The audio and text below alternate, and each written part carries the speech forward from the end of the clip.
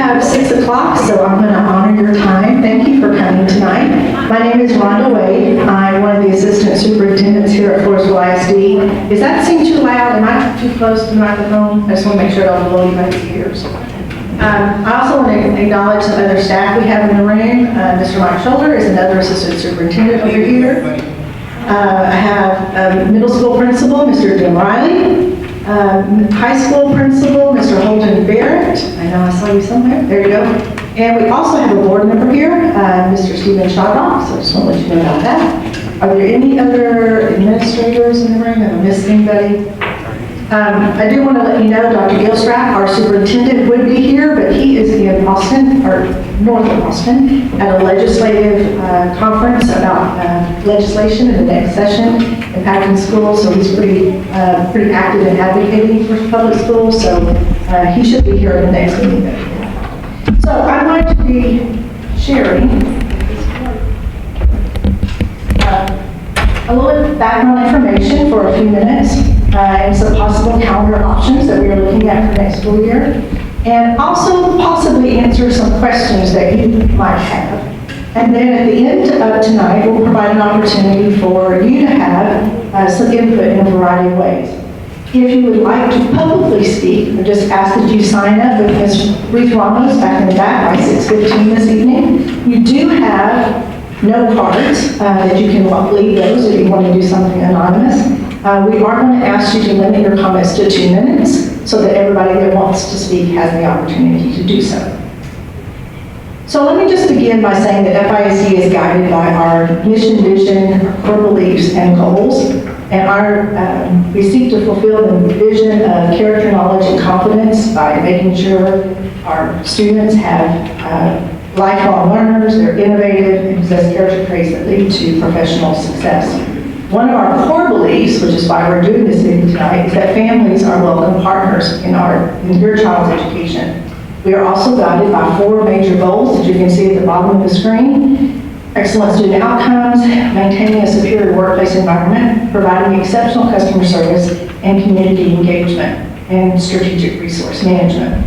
Our vision, mission, belief, and goals guide us in all of our decision making. So I want to start by saying this. Our most valuable resource is our staff, and most specifically, our teachers. There is all kinds of research and that an effective teacher is the most significant impact on student achievement. And in fact, a teacher can provide leaps and gains for students. On the converse, an ineffective teacher can contribute to multiple years of gaps. So it is in the district's best interest to hire and retain the best teachers, since they can directly benefit student learning.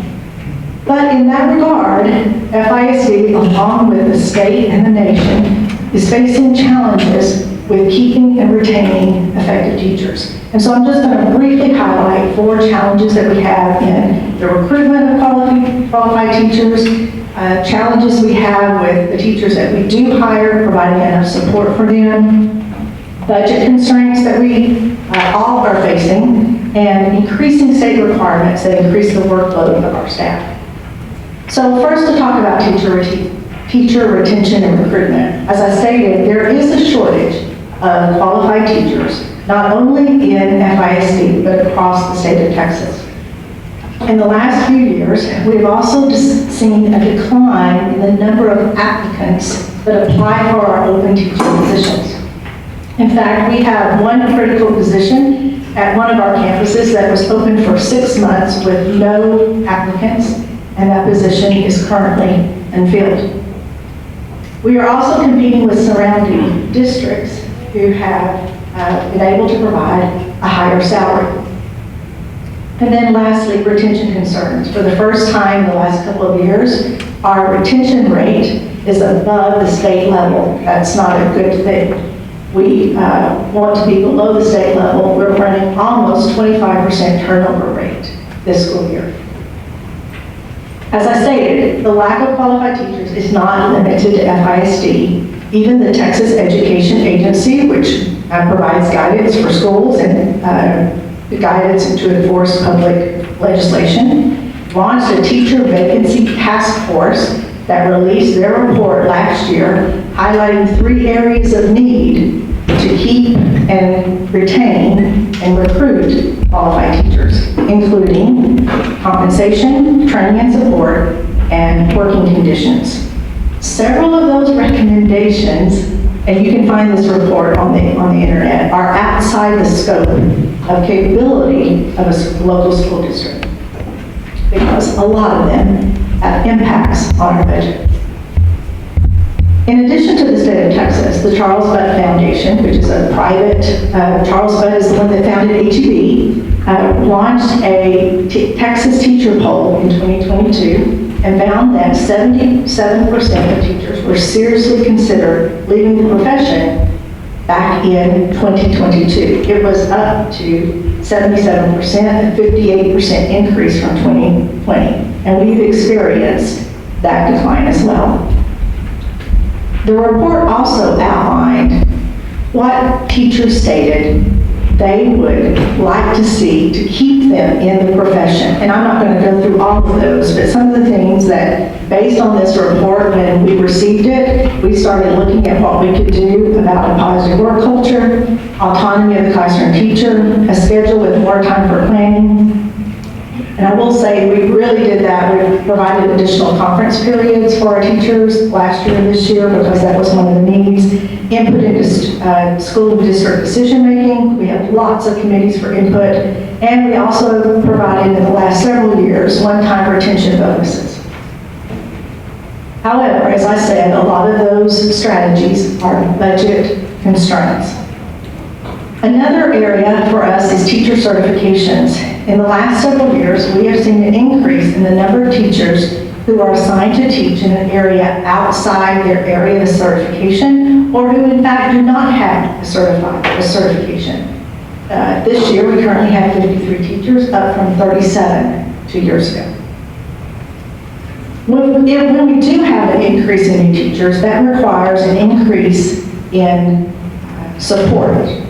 70% of teachers in Texas are going through an alternative certification program. Say that again, 70%. An alternative certification is not the traditional way that some people obtain an education degree, go through student teaching, that kind of thing. We have great teachers who are alternatively certified. And there are teachers in this room that might actually be alternatively certified. So that's not the issue. The issue is the training and support that's needed to get them up to speed, because they're not coming in with that skill set. So lack of that education training means that we have to provide support for instruction, for classroom management, how to communicate effectively with parents, and what the standards are with instruction. That puts an increased burden on our own staff to provide that support. And just as an example, we've revamped our new teacher academy, where the person who's doing that has quadrupled the amount of time in the last 2 years to provide support for new teachers. But not only on her time, but also for our campus leaders, our instructional coaches, and the teaching learning team. It's additional time, and we have had no increase in staff to provide that needed support. So that leads us to my next challenge about budget constraints. The district has received inadequate funding, and in fact, the basic allotment, $6,060 per student, has been unchanged since 2019. So I'm not going to go into school finance 101, but I just want to say this. The way a district gets money is the number of students enrolled in our school and how often they come to school. That determines what we get from the state. That's it in a very simplified form. The other issue, and I have a board member here also to confirm this, last school year in 23-24, the board actually adopted a deficit budget for the first time in a long time, just because we were trying to provide support for staff. I think we had a 3% salary increase that year. Fortunately, we tightened our belt financially and did not end the year in a deficit budget, but that's where we are. Just like you've experienced at home with increase in food costs and supply costs, the district has increased costs, and there's been no increase in our revenue provided to us by the state. So that causes a severe issue for us in terms of what we can do financially to try to retain teachers. So here's the bottom line. I forgot, this year we were only able to provide a 1% raise. But if a teacher takes our health insurance, the increase in the premiums from the health insurance offset the increase in their salary, so they basically had less take-home pay. So here's the bottom line. These are surrounding districts in our area, and the difference in the starting salary between FISD and those districts. So the ones that are in green are ones that's how much more they pay. And my teachers in here, don't be looking at that too much. That's how much more they pay from FISD. I will tell you, we have had teachers who have left us and who have come back because of how we treat teachers and the supports we provide teachers and the autonomy piece. But it is a concern, and it's something that teachers financially have to consider every year. I am going to point out at the bottom of the screen, Floresville ISD pays less than we do, however, they are on a 4-day school week. The last challenge we've had is in the area of state requirements. There's just a lot with this. Safety and security is our primary concern for children in our district. We will make sure they're safe and secure. But that is an area that has many unfunded mandates and requires time for our staff. Accelerated instruction, there was another legislation about that. We've always provided instruction for students who are struggling, but that bill required additional documentation for our staff, which is another, just a workload issue.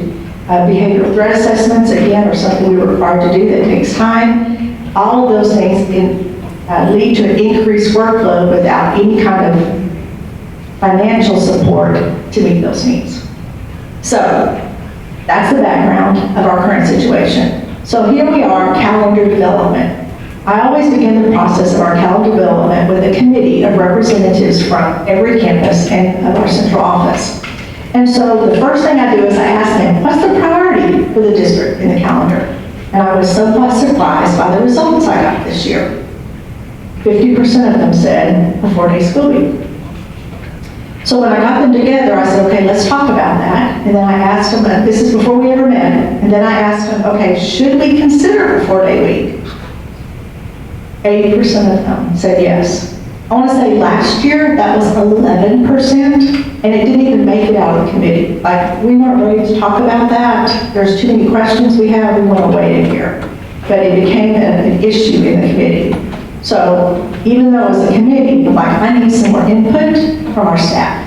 So I surveyed our staff, got 382 responses, representative of all the campuses and departments in the district, and asked them the same question. Does a 4-day week interest you? 82% said yes, 12% said maybe, and about 6% said no.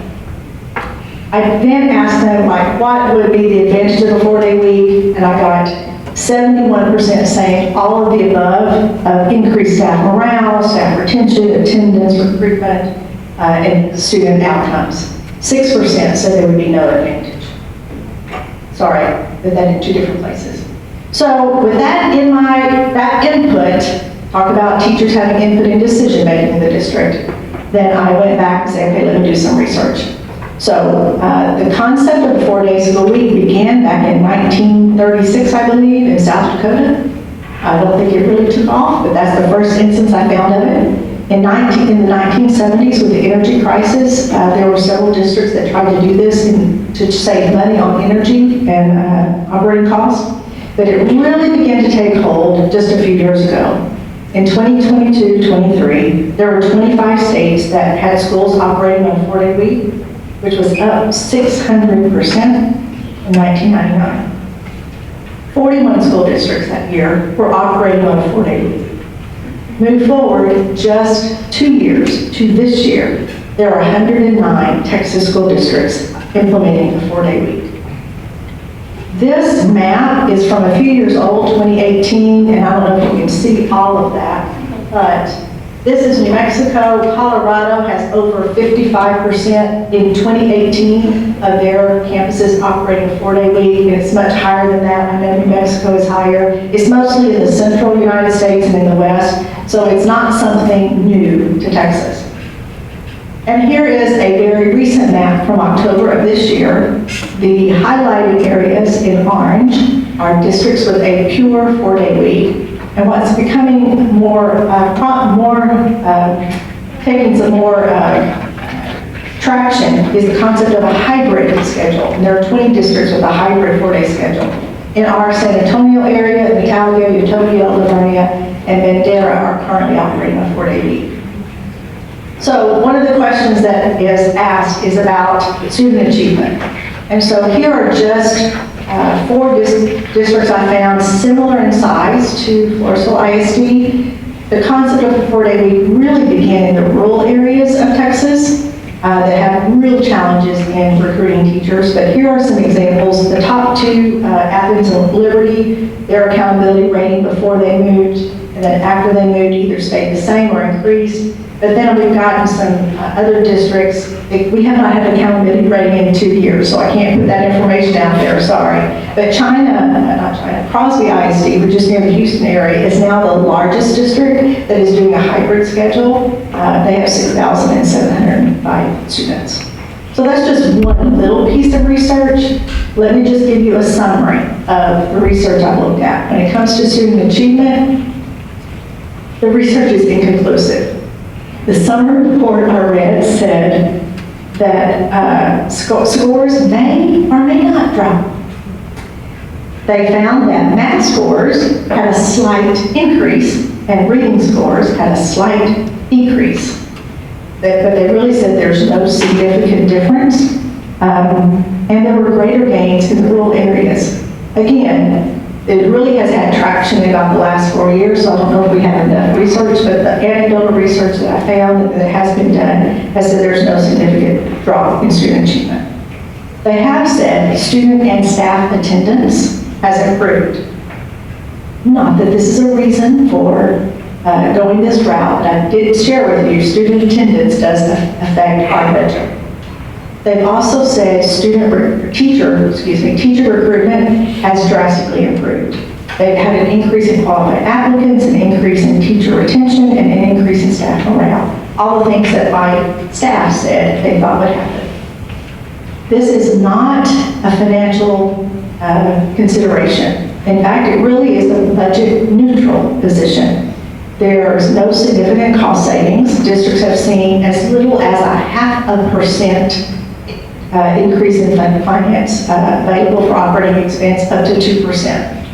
And that's mostly from transportation, fuel cost. I thought it was really interesting. One of the pieces of research was a decline in discipline, specifically bullying and fighting at the high school. Like they're there fewer days, but that's what the research reported. So, as I've said, there are a variety of options for a 4-day week. You can have 1 day a week off for school. You can have a hybrid schedule where perhaps students come 5 days a week for a month or 2, and then they transition to a 4-day week. There's most of the districts are providing 1 day of professional learning for staff every month on that day off for students. And then some districts are doing specific intervention days on that days off, asking those students to come in. So there's a lot of ways we can look at a possible calendar. But before I do that, I want to mention that Floresville High School went through the process of an instructional schedule review, and as of next year, they will return to a traditional bell schedule. Currently, they operate 485 minutes a day because of the 5x5 and because of 90-minute schedules, so they will be able to go back to more traditional minutes next year. So here's an example, and I'm going to go through this slowly so you can make sure. This is just an example of possible calendars. So if we had a calendar next year similar to what we have this year, very similar to this year, there would be 168 student days with 460 minutes. That's what the elementaries have currently. I want to point out that we are required right here, that 75,600 minutes is a minimum requirement by the state of Texas. That is the minimum number of student minutes that we must have. But we have the flexibility to do that with the length of the day and the number of days we're in school. That schedule, like we have this year, typically for elementary is 7:30 to 3:10, and potentially could have a start date August 13th, ending on May the 21st. Very similar to this year. If we were to look at a pure 4-day week, one option might be 155 days. We would have to increase the minutes at all campuses, potentially to 490. So I told you the high school this year is at 485. That gives us 75,950 minutes. So you say, okay, what about the minimum? That's really close. Well, the reason you need extra minutes is if you have a bad weather day or something happens, you have to close a school. If you have to do that and you're going to fall below the minutes, you have to make those minutes up. So we would have plenty of days when students typically were not there that we would call them back to school. Okay, so that's what that's there for. So the bell schedule might be 7:30 to 3:40. That particular calendar might look like starting August the 4th, going through May the 28th, which is the Thursday or Friday after Memorial Day. Then I looked at possible hybrid schedule, like I talked about some of the districts are moving to, with 5 days for a few months and then 4 days for a few months. One possibility might be a calendar that has 163 student days and 465 minutes for every campus. So just add 5 minutes to what the elementary has. And that calendar potentially can have a start date of August the 11th and students getting out May the 21st. So no decision has been made on what kind of calendar. We're just trying to go through the process and look at some options. So let me see if I can answer a few questions you might have if we were to adjust the calendar in terms of food service. If we adjusted the calendar and went to a 4-day or hybrid schedule, the district would work to provide food service on the day of the week that school is not in session. Another question might be about childcare. We've also discussed with a contractor that provides after-school care that they are willing to provide care on the day that the district would be closed, and the district would intend to supplement that cost as much as possible. So here we are at this point in our process. This week, the calendar committee begins meeting in October and November. I've launched a survey with the staff as I've shared those results with you. I did a presentation to our board this month. I've started talking with campuses. We're having this community meeting. Next week, we will launch a community survey that has actually an open-ended question in there that you can provide any input you like. Next month, we'll meet with the calendar again. I'll have another community meeting on January the 9th. We'll release frequently asked questions based on the input that we receive. Our district education committee will review calendar options, and then potentially, oops, sorry, I went too fast. Potentially in February, we could go to our school board and say, what parameters do you want us to work within to develop a calendar? Because our calendar is approved by our school board. All right, what I'm going to do, not even 30 minutes, good. My goal was 20 minutes to get through that. So at this point in time, we're going to provide some opportunity for those who would like to provide some comments. And so I'm going to call you up here in just a second. I'm going to ask that you limit your comments to 2 minutes. I will have a timer on the screen to help us with that. If you do not want to make any kind of public comment, you have note cards that you can leave with Ms. Ramos when you leave this evening. You can email me or any staff member in the district, and as I said, a survey will be released next week to ask for your input. All right, we're going to take just a second, and what I'm going to do is I'm going to call up people that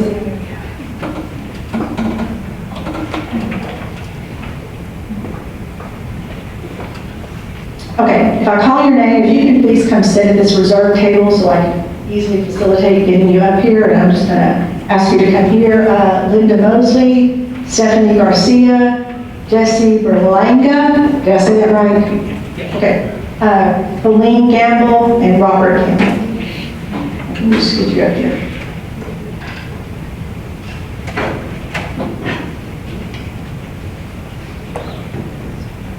So I want to do this real fast. I want to For those of you who are speaking, I don't want you to be caught off guard about the last 5 seconds. It's going to start making some little clicks for you, so I want you to put this on.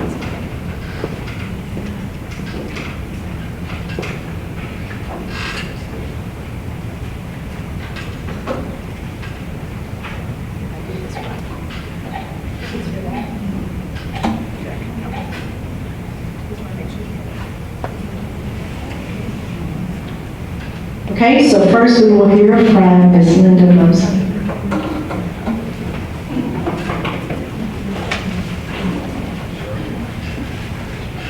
Instead of comment, I actually have some questions. With all the new building going on in town and people, all the transplants coming in, how is it that you don't have more students for the state to pay you more money? Because I know even in Livonia, they're busted at the seams right now. So why isn't the state paying you more money with all this influx of people? Number two, if you go to an altered schedule where you have to compensate and help pay for childcare, you're already at a deficit. How does giving out money to help with childcare make your budget work? And the third thing is, how are you going to work the bus schedule? Because my child already is on the bus for an hour every morning and usually gets to school late and is on the bus for an hour at the end of the day. So increasing his day plus 2 hours in bus time, I think is going to be detrimental for him. So that's, I just have questions.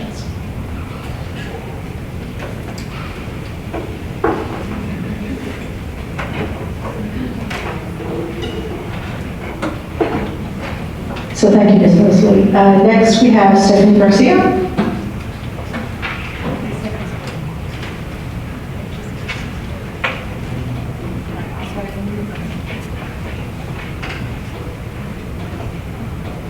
Thank you. My biggest thing is around childcare.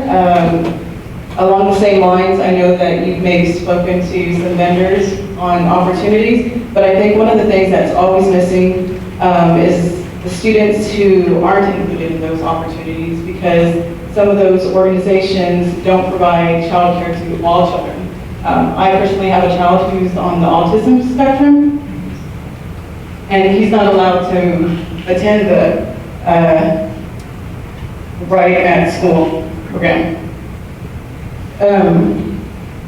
The next thing is you guys did a great job of doing sensing with the schools and your staff and all the campuses, but I didn't see any sensing with the parents. And I know that you're going to send out a survey, but it's kind of, you know, we should have been included at the very beginning when you were doing some of the sensing. So that's really my feedback. And the other thing would be is all the parents that aren't here today, right? Some people have the opportunity to come and be here today, but the families that you're missing are the families that don't have childcare to even be here today. And those that don't understand English or don't even understand what this means. So when we look at the demographics that we serve, we have over 50% who, or 70 I think is the amount right now, that are, sorry, my voice is shaking, that are minority. And so I think one thing that we need to consider too is all of those families who don't even know what this means. And so I think the biggest thing for me is really understanding that the child care that you do have, it has accessibility to all students and families as a whole. Thank you.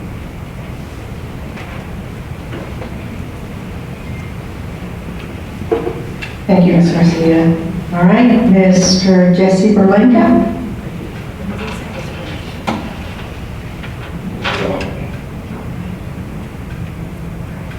Thank you. Yeah, some of the comments, again, I mean, we're in budget constraints. Everybody is. I worked at publisher for 12 years, been around it.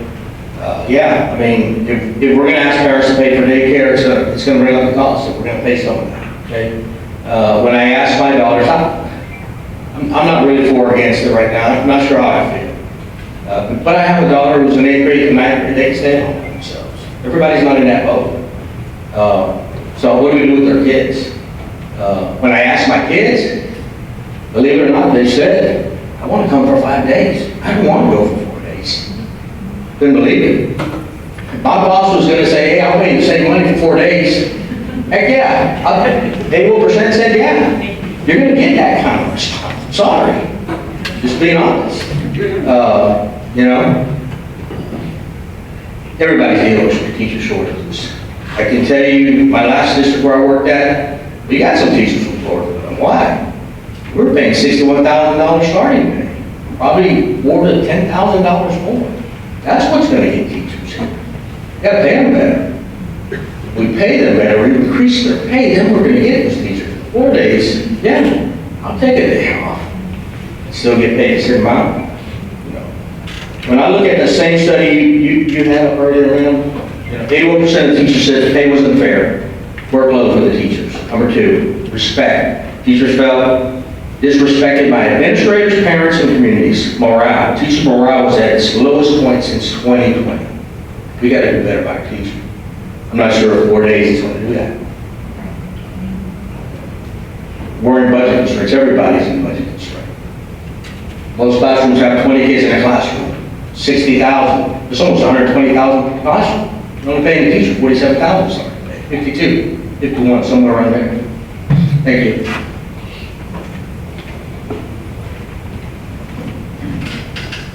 Thank you, Mr. Burlingame. Now, Colleen Gamble. Hi, y'all.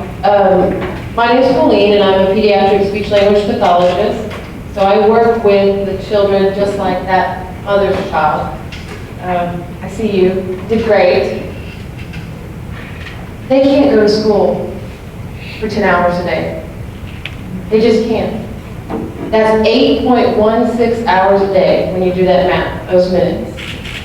There are labor laws in this country that say you have to pay adults overtime if you work for more than 8 hours a day. Special needs children cannot attend school for 8.16 hours a day. They struggle to get through the day as it is. And you put them on a bus for an hour, and you put them on a bus for an hour, going home. And I had all these prepared notes, and I'm hardly reading them. I mean, it's just common sense. These are our public schools. They're for every family. They're for every child. They're not only for certain demographics. And you want to talk about surveys and numbers. Floresville ISD is a Title I district. Title I services are offered to districts that have a high percentage of economically disadvantaged children. This district has over 50% of students that are economically disadvantaged. What are those parents going to do when you take away their ability to earn a living because you do this? Generations and generations of Texans have worked Monday through Friday to put food on the table for their families. If you want to retain teachers, respect them, pay them, have administrators who listen to them. Don't mess them around and offer some cockamamie incentive. Pay them better, treat them with respect and dignity. And those same surveys that you talked about, that same Charles Butt Foundation, you can look at it yourself, y'all, go Google it. What do teachers care about? Why do they get into this? To help kids. They worry about these same issues.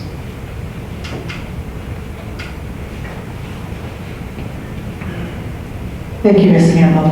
And now, Robert Campbell.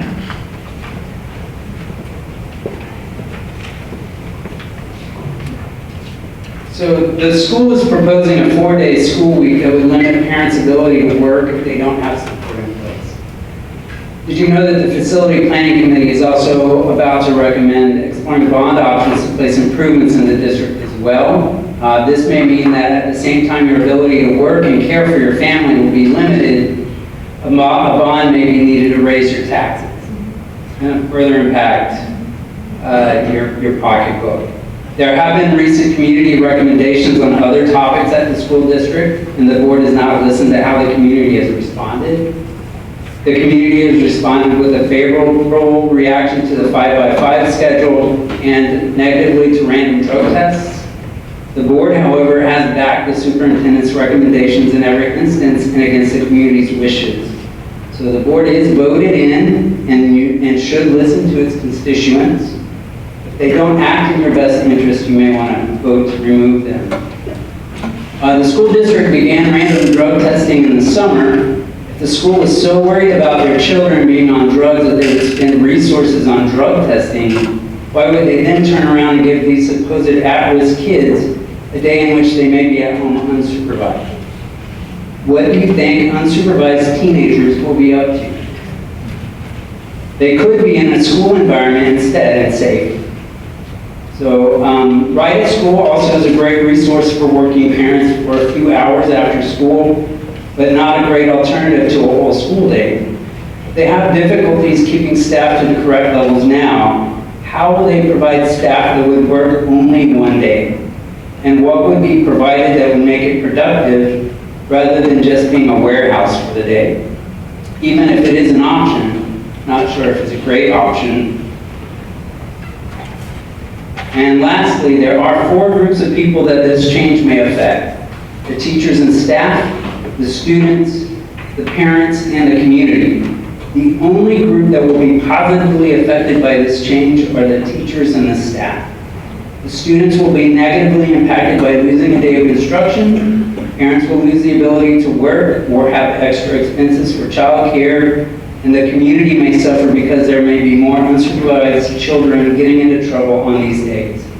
It is obvious that this will have a negative impact on the community and limit the ability for folks to make a living. All right, I now would like the following people to come join me up here. Sean Tracy, Holly Walston, Gavino Lamone. Did I say that right? That's me. I didn't sign up to talk. Oh, you didn't? No, I just signed in. I thought Okay. that was just a sign in. No problem. Hector Ochoa. I just have some questions. Okay, come on. If you got questions, we're recording them too. And I'll do Wesley Kruger. Did I get that right? Close enough. All right, we'll begin with Sean Tracy.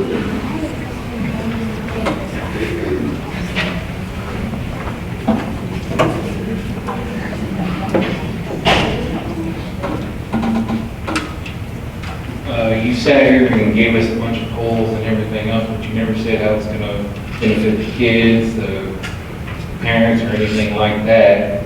Also, I come from a 2-person working family, and this would be detrimental to us. I don't see how this is any benefit to us. I'm a graduate from Floresville. I lived here all my life, and I've never heard of this. And some say that, I heard in Lavernia that, the school isn't a babysitter or anything like that, but yeah, y'all not babysitters, but we're the parents. We tell y'all how to teach our kids. And it's feeling like more and more and more, y'all are teaching, telling us how you're gonna do it. That's pretty much all I gotta say.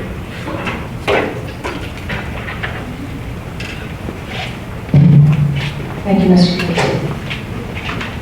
Next is Holly Walton.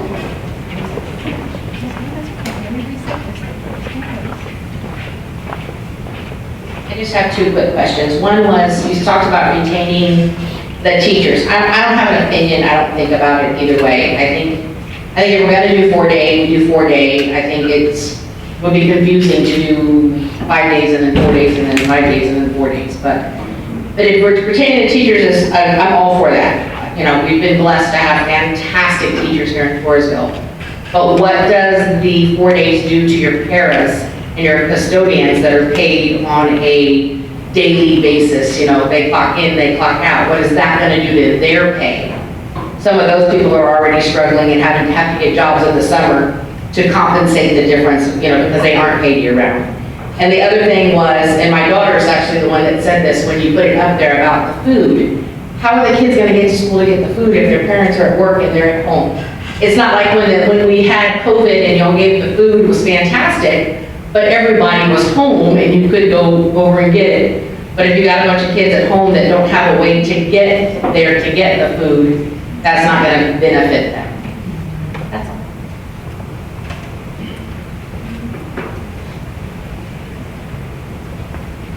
Thank you, Ms. Walston and daughter.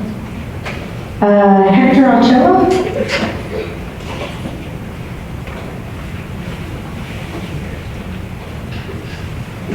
Hello, and thank you for this time. Where it said 7:30 to 3:15, I was just wondering if that's like the schedule for all of them at one time? I don't know if that's that. One question. Also, like somebody said earlier, that their child was on the bus for an hour and before and after school. I think that's kind of a long time. He's behind us too. We live here in town, and it takes him an hour just to get to the street. And then he has homework after that, so if he gets home any time later than that. Sometimes he's up to like 9, 10 o'clock, and I try to help him out, but I know he has to do it on his own. And if he's up to like 9 or 10 o'clock, it's going to be too late. He has to get a good night's rest just to do it the next day. Then also, I mean, if it does come down, like, do it, I think that we should vote, the kids and the parents, more than one. That's all I got.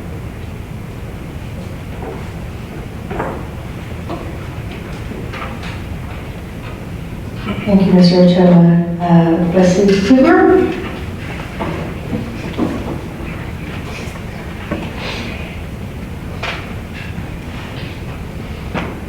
Howdy. My name is Leslie Krieger. I live in the district. First off, my wife is from Kansas. Her family has, her siblings are in Colorado. They've been on a 4-day school week their entire time they've been there. So it works. This is different, but it's a lot the same. I work for a municipality. I'm a firefighter. We were on a traditional 24-48 schedule, and we just changed schedules to 48-96 because it got us more staffing. It went from, we weren't able to get one person to apply for us for 9 months. We changed to 48-96, and now we had 13 applicants apply with 3 that were well qualified when it's been years since we've had qualified applicants. So I think it's important to look at schedule because people value schedules more than you think, whether or not that's positive or negative. With that being said, also, my children, my oldest son has been here since 2nd grade, or 1st grade. He's had a new teacher to the district every year he's been here. So I'm not sure if we're really succeeding in getting the best teachers with what we have. So those are some of my thoughts.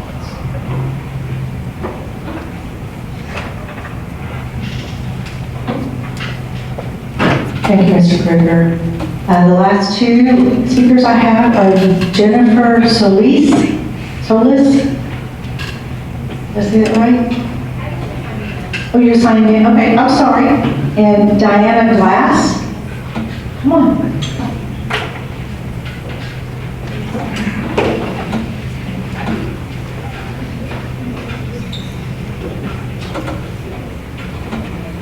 Try to be really fast since I'm the last one.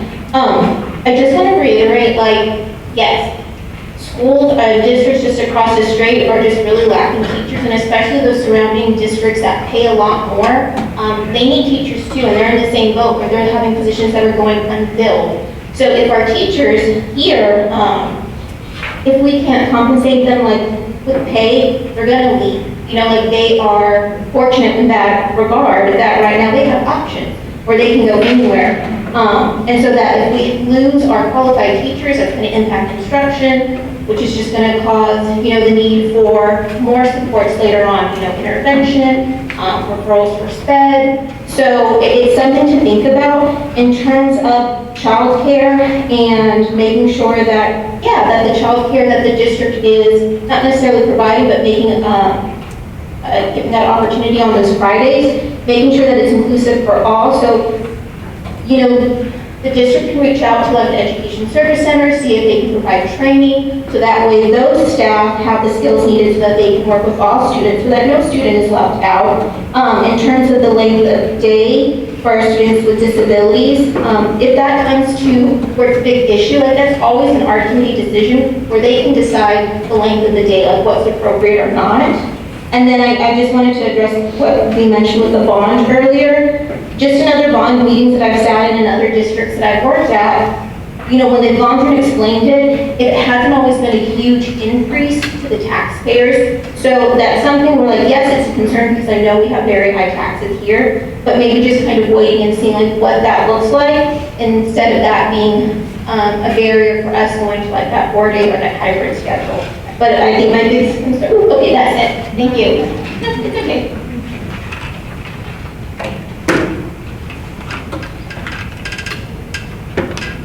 Okay, since there was a little confusion, did anybody think they had signed up to speak and was on the wrong list? Just want to make sure. Okay. So thank you for providing that input.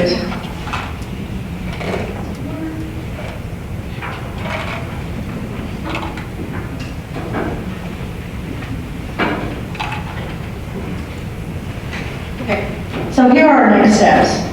Based on input that we received from tonight, the survey is going to be released next week. We are going to develop a frequently asked question. Some of the things that was brought up tonight we already thought about, but some things I hadn't, so thank you for sharing that input. We are going to release a survey next week, and yes, the survey will be in Spanish. I plan to do an abbreviated recording of this presentation that will be linked on the survey that parents who were not able to attend tonight can watch. So that will be on the survey as well.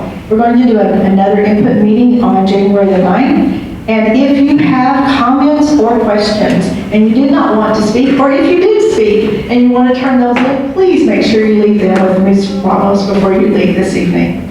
That's it, and thank you so much for your attendance.